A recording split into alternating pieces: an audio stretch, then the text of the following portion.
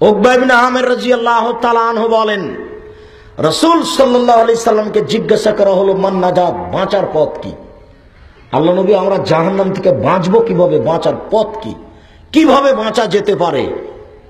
আল্লাহ রাসূল বললেন, এক, আলজাম লিসানাক, মুখ বন্ধ করো, মুখ বন্ধ করো, জাহান্নাম থেকে বেঁচে যাওয়া। এই কথাটাকে আবার বুঝিয়ে বলি আপনাকে।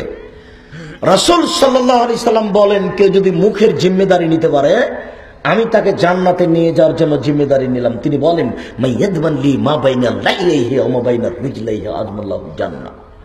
পৃথিবীর মানুষ, তোমরা শুনে রাখো, কেউ যদি মুখের এবং লজ্জা স্থানের জিম্মেদারি নিতে পারো, মুখে বদনাম গীবাত নিন্দা করবা না, জেনায় লিপ্ত হবা না, আমি মুহাম্মদ সাল্লাল্লাহু আলাইহি ওয়াসাল্লাম তোমাকে জান্নাতে নিয়ে যাওয়ার জন্য জিম্মেদারি নিলাম। কিভাবে নিয়ে যেতে হবে সেটা আমি দেখে নেব।